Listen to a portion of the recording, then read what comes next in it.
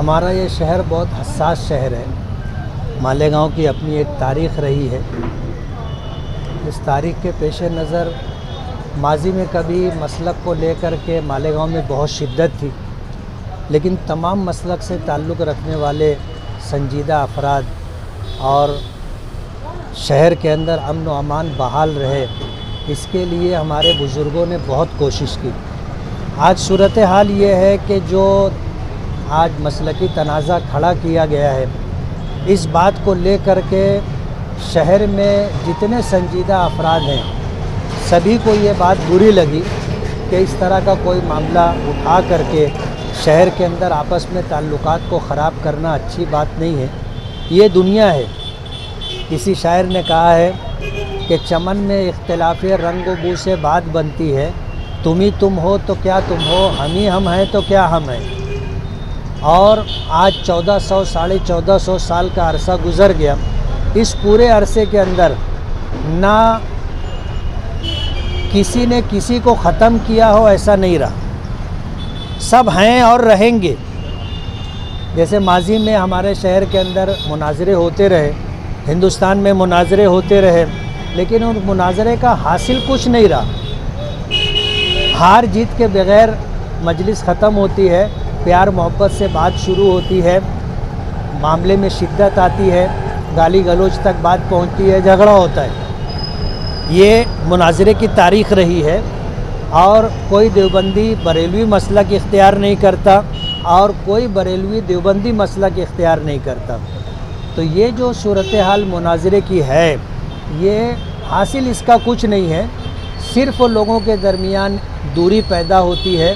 اور آج کے اس ٹائم میں حالات ایسے ہیں کہ اسلام اور مسلمانوں کے دشمن جو لوگ ہیں وہ کسی مسلمان کو اگر ٹارگٹ کرتے ہیں تو یہ نہیں دیکھتے کہ یہ شیعہ ہے یا سنی ہے، یہ نہیں دیکھتے کہ یہ دیوبندی ہے، تبلیغی ہے، بریلوی ہے، رضوی ہے، اشرفی ہے، یہ سب کچھ نہیں دیکھا جاتا۔ انہوں نے مسلمانوں کو ٹارگٹ کیا ہے، چاہے وہ کسی بھی مسلک اور مسلک سے تعلق رکھتا ہو۔ آج حالات ایسے ہیں کہ ہم لوگوں کو ایک دوسرے کا معاون بن کے رہنا چاہیے، معاند اور مخالف بن کر کے نہیں رہنا چاہیے۔ اگر ہم لوگ اس طرح صفوں میں بٹ جائیں گے تو ہمارے لیے ہم بہت نرم لقمہ بن جائیں گے، اور سامنے والے جو اسلام اور مسلمانوں کے دشمن ہیں وہ بہت آسانی کے ساتھ ٹارگٹ کریں گے، اور لوگ یہ سوچ کے بیٹھے رہیں گے کہ بھئی اپنا آدمی نہیں، اور آدمی مارا جاتا رہے گا۔ اس طرح کی صورتحال شہر کی بنے گی۔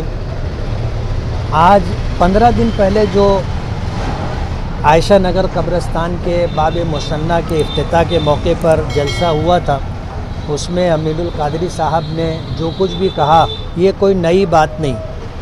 اس بات کو لے کر کے 100 سال سے زیادہ عرصے سے بحث و مباحثہ مناظرہ ہوا، حاصل کچھ نہیں رہا۔ گڑے مردے اکھاڑنا اور اس کو بنیاد بنا کر کے امن و امان اور آپس کے تعلقات کو خراب کرنا اچھی بات نہیں ہے۔